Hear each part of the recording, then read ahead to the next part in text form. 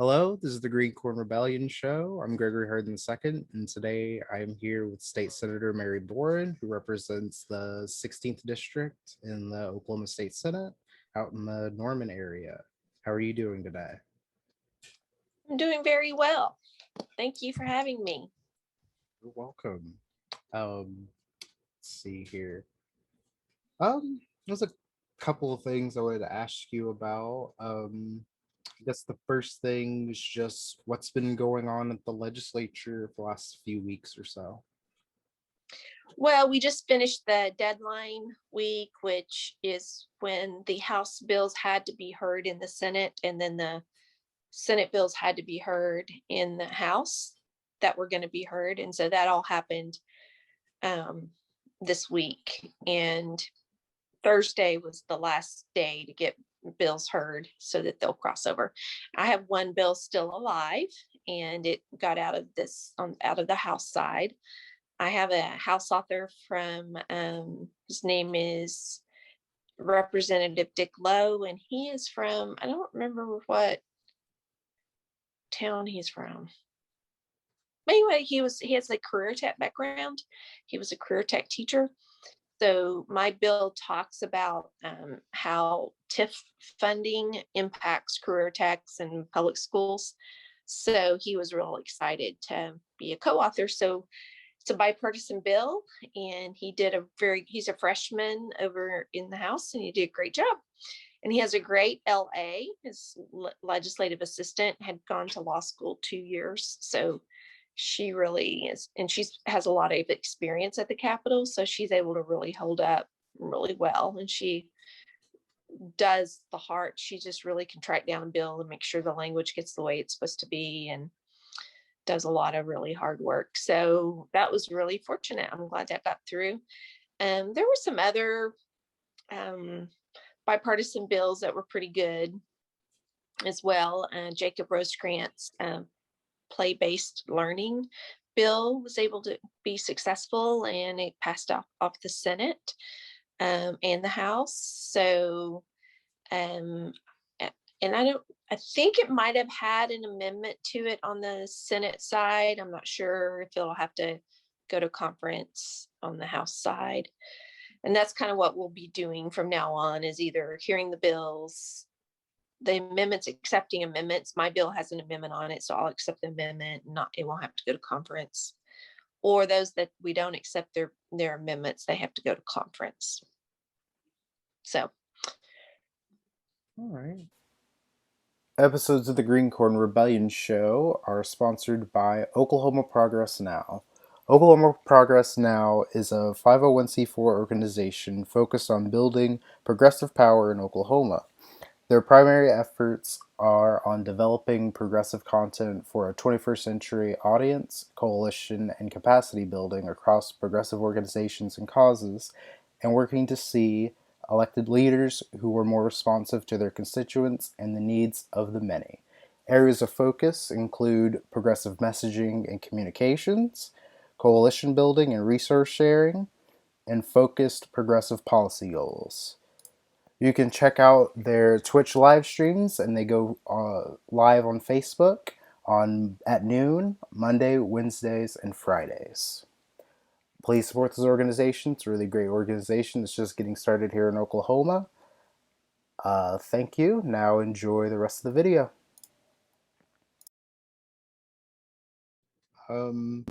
So what do you think about redistricting? Oh, so yeah, redistricting happened as far as our maps have been unveiled. And my district is a lot more concise. It looks a lot less gerrymandered.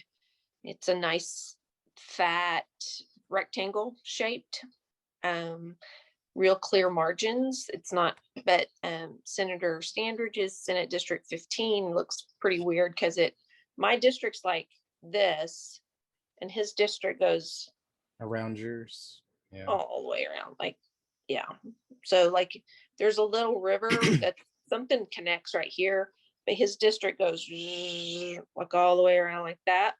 And some people, like, there's some legislative, legal precedent that says that you can't have a district that completely surrounds another district. So I don't know why they did it that way, but whatever. Yeah. So I have the meat of the traditional part of Norman, and he has the surrounding area, and he goes down further south, I think, and further east than he's usually gone to get more people. Okay. The rest of, I guess you saw in the paper that Tulsa is going to lose 2 House seats and Oklahoma City area is going to gain 2 House seats. I don't know if you saw that. I've seen the map, but I didn't necessarily notice that whenever I looked at it. So Oklahoma City has gained a lot of population, and the Tulsa has lost population. That's interesting. Yep. Yeah. So maps for kids and the Oklahoma City Thunder over the last 10 years has probably caused a lot of growth. And, Norman is south of Oklahoma City. So the Norman to Oklahoma City area is just one big metro area now, just kind of all blends in together. So, and then the ACOG, which is the Association of Central Oklahoma Governments, their transportation area goes all the way from Guthrie all the way down to Lexington. So that's a pretty long, that's how far out they see the metro area expanding. Yeah. I don't know how far east and west it goes. Probably Shawnee to. Yeah, probably goes as far east as Shawnee. It's probably Shawnee to El Reno. Is pretty much the metro area now. Yeah. Well, I got to look at the districts, the maps. I didn't see anything too crazy. I think. No. Yeah. They're really trying this year. I think there's certain Senator Paxton really just he prefers an independent redistricting council. And so you can really tell that what it looks like to me that they didn't want it to, they wanted it to look more independent. And so that's where the margins and everything are a lot neater than doing stuff for other reasons. And it also prevents lawsuits.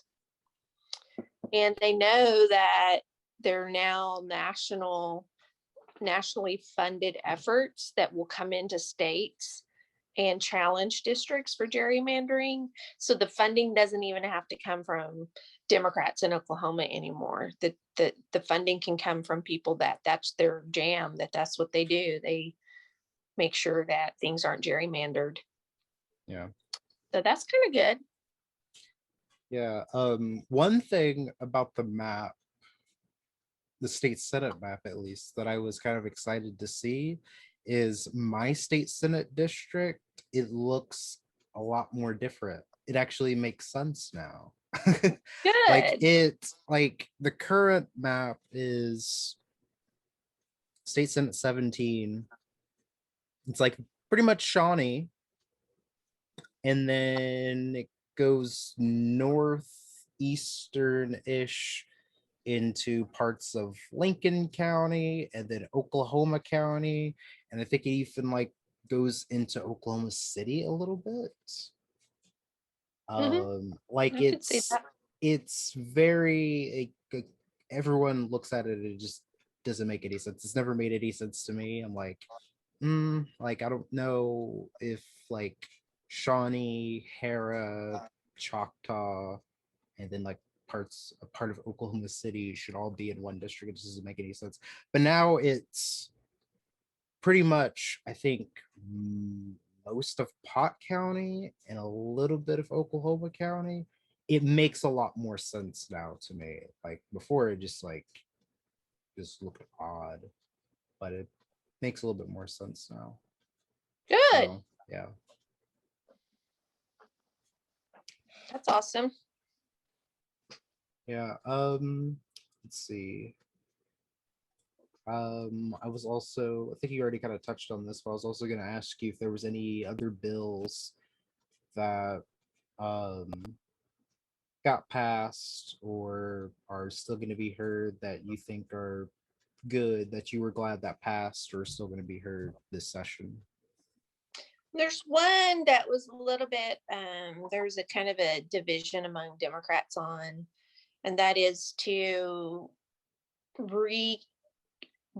label how summer school programs are funded for teachers' retirement. Mm-hmm. Um, and there's a real big concern that it will change or diminish teachers' retirement. And then all the parties that are trying to fix this other problem, there's a problem where if you're a nonprofit and you're working with a local school district to help provide support for the summer school programs, like financial support, that those groups have to pay an extra amount towards teachers' retirement. And there's some concern that that sort of makes those nonprofits a little less, somewhat hesitant to increase their programs if they know that the money is going in an extra amount towards teachers' retirement. Other than just the base amount, like they don't mind paying the base amount, it's just extra amount that kind of went back in and covered for what the legislature didn't do with teachers' retirement. And so they kind of squeezed in some more funding through these summer school programs to kind of patch together this deficit. And so now there's like a policy argument going on of whether or not that's the best way to fund teachers' retirement is through nonprofit organizations who are willing to expand summer programs. And my belief is that these nonprofits, which often include tribes, are contributing, expanding the community partnerships in their summer programs. And schools that don't have those community partnerships, I wonder how effective they are in their closing the reading gap. And it seems to me that if you have a community partnership, that you're more likely to engage in ways that are actually tracking growth and improvement more, because you have this partner that you're not wanting to disappoint. And but that's just a hypothesis on my part.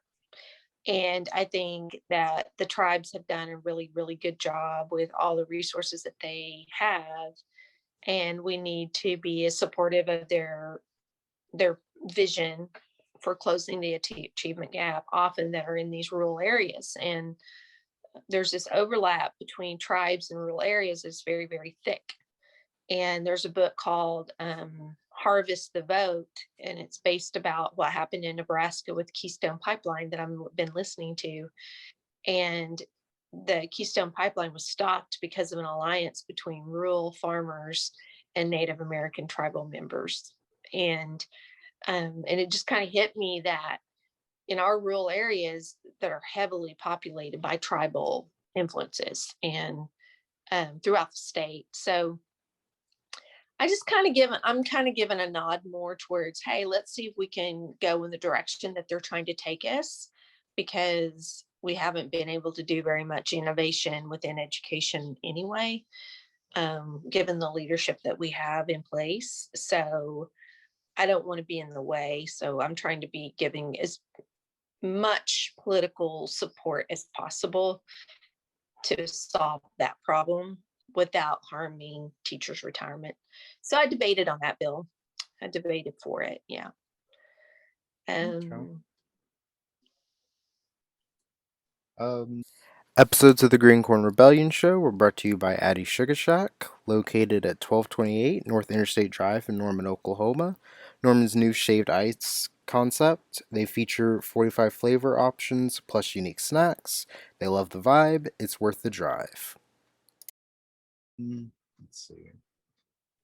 Is there anything else that you'd like to talk about or mention? well, we had a big bill that came in that got put on the agenda at the very last minute on Wednesday night at 10 o'clock, after we were supposed to be gone by 8 or 9. Usually we leave on a Wednesday. We usually leave around 4:30. So we broke for dinner, and then we came back and we went until 10. And then at 10 o'clock, they put Senator Bullard's bill, I think it's House Bill 1775, which was a bill to prohibit critical race theory to be taught or included in curriculum. And it also prohibited any mandatory anti-discrimination training for sex or race in higher ed and Okay. common ed too. So, and they had a lot of, like, as you would expect, a lot of confusing supports that were very hysterical. And I shouldn't say the word hysterical, but very fear-based. And the whole reason why everything is so tough is because of these kinds of ideas and concepts, and we needed to do everything possible to eliminate those concepts. And so we had a long questioning and a lot of debate against those bills. And at one point, teachers were called Marxist by the other side. And it was just a really hard week. Monday was bad. And they started off Monday with a bunch of bad bills right off the top, before lunch. So that was very discouraging. And then Wednesday was bad with, those kinds of bills. So we just got to let different people get more balance up there. If we had better balance, we could have more compromise. But right now, without any balance, there's no reason to compromise. Yeah. I remember, I think my state senator, Shane Jett, he authored a bill that's similar to that. I can't remember the specific wording, but it's something similar to that. And earlier this week, it's like, I want to say it was like Sunday or something. In the middle of the night, he tweeted something about, he said, I want a sincere discussion about race issues, but not a Marxist platform whose purpose is to exploit race to create chaos through hate to build a narrative designed to conclude freedom slash democracy is bad, socialism slash control is good, and peace could only come at the price of free will. And then he put a smiley face, and then he got ratioed. And then he put it as his pinned tweet, even though like only 4 people liked it, and a whole bunch of people like crapped on him for it. I thought it was pretty weird. When did he tweet that? This was, I want to say Sunday, because it was the 18th. Yeah, it was the 18th. It was Sunday night is when he tweeted this. Okay. And I read it at first, and I was just like, I didn't even understand what he meant. I was just like, this just sounds insane. And then people started ratioing, and I thought it was funny. But no, he authored a bill that was similar to that earlier this year, and he made that tweet. I just thought it was crazy. But yeah, so did that end up getting voted on? How did that vote go? Well, and Shane, I don't know, Jett's bill didn't get voted on, but I'm referring to Bullard, I'm referring to that one. Bullard and Standridge's bill, there was 9 votes against it, the Democrats, and everybody else voted for it. Oh wow. Wait, only 9 Democrats voted? Oh wait, in the Senate, right? Yeah. Yeah, right. there's only 9. Yeah. There's only 9 Democrats. Mm-hmm. Oh wow. So today I spent I went back and I looked at the Wikipedia article on critical race theory.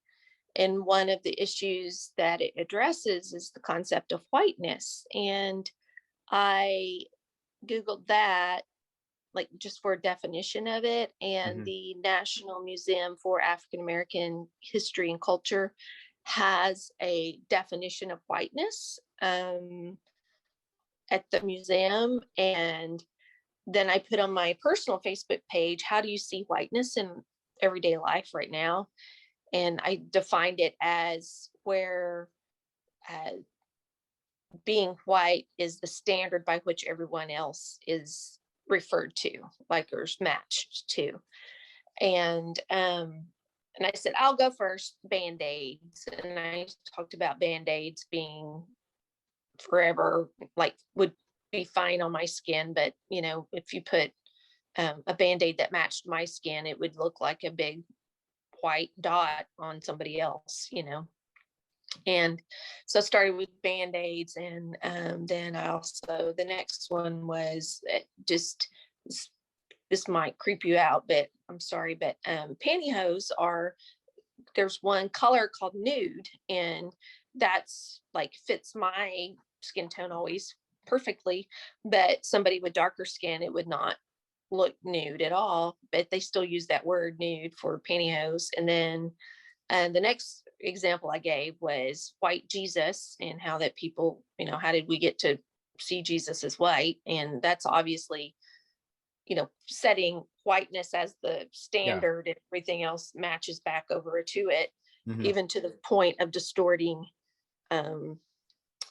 Jesus. So then everybody else started giving examples. And one that somebody gave that really kind of stuck out at me is there was a ballerina at OU who was Black, and I don't know if she's still there or not. And she couldn't get point shoes that were her skin tone, because the point shoes are made towards like my skin tone, which is like a peachish light, Yeah. like they call it blush sometimes, that standard pink looking color for ballerinas that they wear. Well, the point shoe is supposed to make your whole, like from your ankle, like from your knee to your ankle to your toe, all a straight line. And so you want your point shoe to be exactly the same color from your leg down. And she talked about how that she couldn't, that they would put makeup on point shoes for people that were of darker skin tone. And she was pointing out that how difficult that is for her. And anyway, she was on Good Morning America and got that changed. And so now she can get satin point shoes at her skin tone, which I thought that was just really cool, because it was an OU ballerina, which I Yeah. think is amazing. It shows that at the same place that the that bill was saying you're not supposed to talk about whiteness, because Rob Standridge had an article about it posted where they were talking about a training at the Norman Public Schools where they were addressing whiteness and what it takes to undo that. And it sounds very radical to people like Senator Standridge and Senator Bullard. But here you have a student at the University of Oklahoma who was having to go through a lot of steps to undo that concept, which is within critical race theory, to get shoes that matched her skin tone so that she could go and be, able to be successful in the art of ballet. So that kind of was a really cool piece of information. And then people talked about, even graduation ceremonies, what kind of clothes you wear for graduation ceremonies. And that's like a 900-year-old tradition to wear a cap and gown, which comes from Europe. And so the deviation of those would be wearing feathers on your graduation cap as a sign of celebration, which is very normal and typical within Native American cultures. And then there was another, oh gosh, I can't remember. There was another group impacted by it too. I think, just how you wear your hair at school, just Yeah. hair in general. I mean, there were so many things about hair that people posted, trying to make your, like my hair is all flat and straight. Like, this is my normal hair. And but this is like the standard that everything is supposed to go match back to. So if you wanted to have professional hair, then it would not be unheard of that this would be the standard professional hair. And so if you have natural hair and you have to do all this flattening and straightening and all this stuff to try to make it look like mine, then that's a perfect example of whiteness, being where this is the standard and everybody has to match back Yeah. this. And there was one mom that has a daughter that's in gymnastics, and she's gotten points taken off because her hair staying back, and how hard it is to get it, flat and straight, like going back to that norm. And then she also said the soles of her feet, her tops of her feet are a darker tone than the soles of her feet are lighter. Yeah. And so she was getting points taken off in gymnastics, and because they thought her toes weren't pointed because of the color of the bottom. Mm-hmm. And so she puts spray tan stuff on the bottom of her feet so where it's all the same color. So anyway, it was about 230 comments, I guess, or a big old long string of comments on that post. And the goal of that was to get people to understand that when under critical race theory, when they say whiteness, they're not saying white is bad or you should be ashamed that you're white. Yeah. What they're trying to get people to understand is, why do we have white band-aids? That's the point of asking that question. It's because nobody's thinking past that somebody might have a different skin tone, and so what if you do? It works for us. And then baby dolls, lots of baby doll conversations, and children's books and how kids see people depicted in children's books. And so I thought that was a good first step. And then I'm going to go through different concepts of critical race theory and have people answer how they see that every day. One theme I've noticed is that, I guess you've heard the bad apple thing. Yeah. It's come up a lot.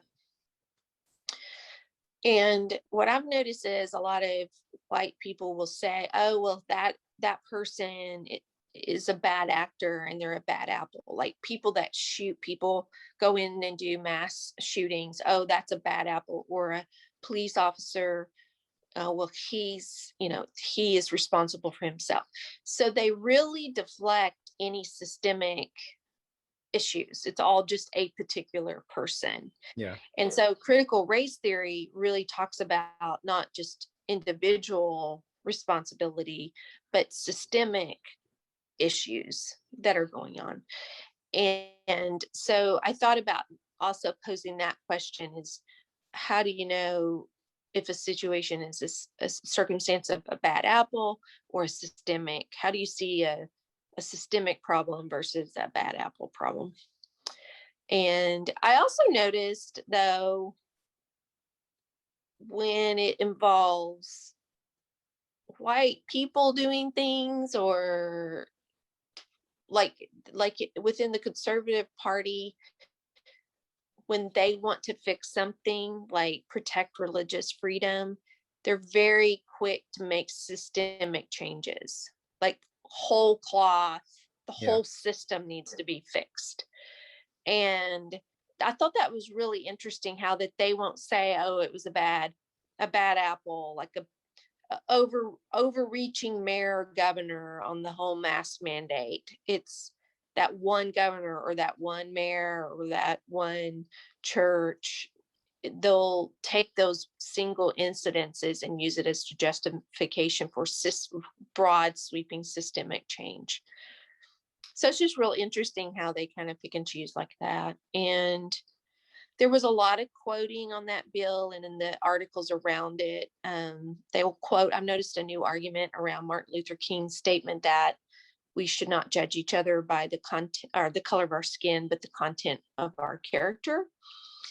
And they're using that to mean we shouldn't look at race, like don't talk about race. Like, yeah, it's racist to say I'm white and it's racist to say you're black. That's racism, because we noticed that about each other.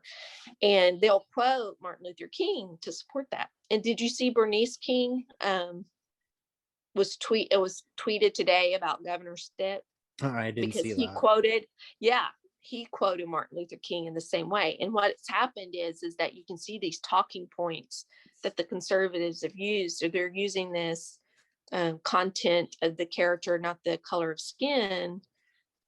That's a talking point that they're anchoring all of this. Like, let's just not talk about race, or anchoring it in that MLK line. And Bernice King talked about it today, tweeted about it. And I'm like, and I tweeted back at her, and I'm like, you should have heard what was said in the debate and what's in this crazy article, because they're using it everywhere. Yeah. They're using that as a escape route to not deal with systemic racism. Yeah. They don't want to deal with systemic racism at all. And they take trying to deal with systemic racism as, oh my gosh, you just called all these little 8-year-old white girls racist. Yeah. Poor little kids. And now, I mean, you should have heard them. It's like, oh. And yeah, a whole basketball team gets called the N-word at a state, at a playoff game. Oh, that was so wild. Like, and we don't even talk about how, if I'm not mistaken, that whole team wasn't white. There was some white girls on that team that were also kneeling with them. Am I wrong? The whole team did. Yeah, no, like there was a great. You need to read the full article of. So the racial composition is that I think there's like 2 white girls, 3 white young women, I should say, and 3 biracial, 3 or 4 biracial, and like 2 black, because they identified black, 2 or 3 black. So, but Micah Perry, they were sitting up in the stands at the beginning of the year while everything was going on. And she's sitting there talking to her friend, and they're like, well, we should kneel. Like Micah Perry's, the white girls, like, we should kneel. Let's go talk to coach. And so they go down to talk to Mike Neal, who played for OU under coach Kelvin Stephenson, and then also under, what's his face, Chappell. I can't think of his last name. Guy from Duke. And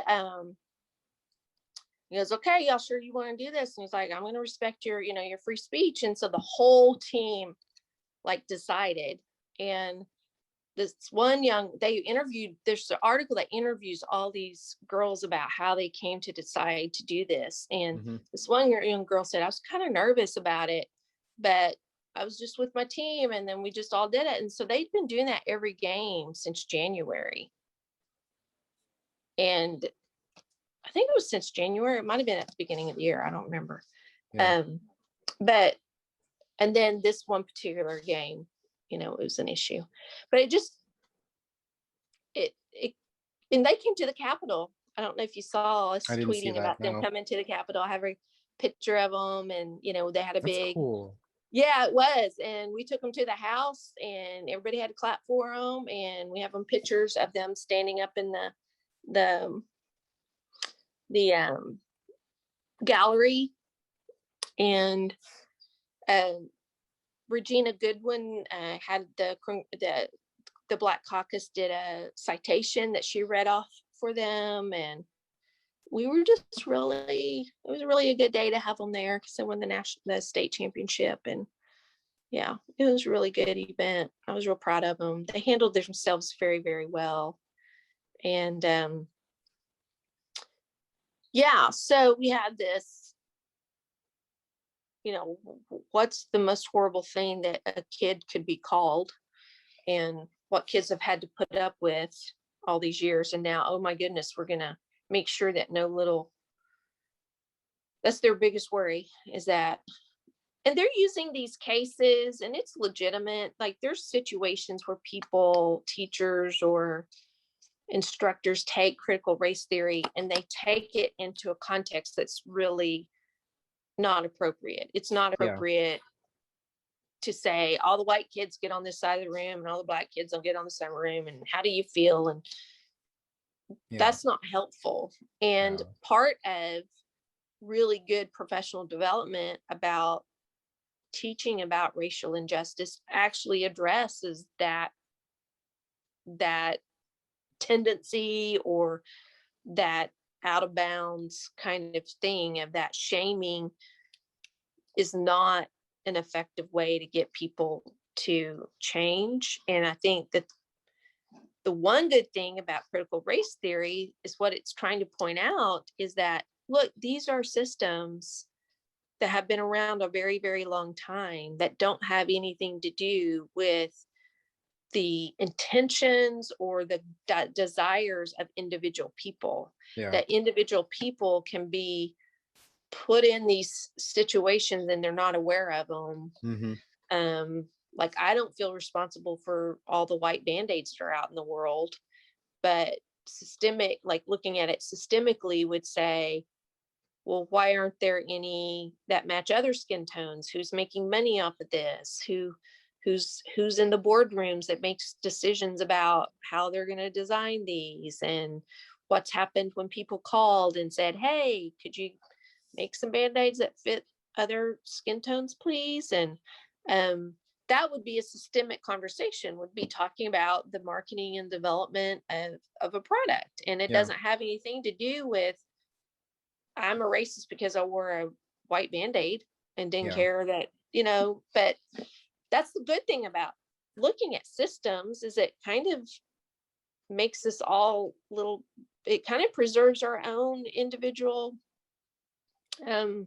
morality in looking at systems. But also systems also mean power, and that's why a lot of people don't want to look at it, because you start changing power narrative. Well, that's all I wanted to talk about. Thank you so much. Are you still substitute teaching? I am, yes. How's that going? It's going good. Thank you for coming on. Thank you for having me. Where can we find you on social media? Well, I know my website is maryboren.com. And I can't ever remember is it Mary Boren 2018? I don't know what my Twitter is. I need to memorize it. I know it says at the top, Senator Boren from Oklahoma. Mary Boren, SD 16. Okay, yeah, Mary Boren SD 16. Yeah, that's my Twitter. And then Instagram, I have 3 Instagrams. I have an official one for my Senate role, and then I have one for my campaign, and then I have one personally for my doggy pictures and all that. So, well, I'm really impressed by the Green Corn Rebellion show. This kind of work is really making a big difference, and keep it up. All right, thank you. And come see me at the Capitol. Okay, I will. I don't know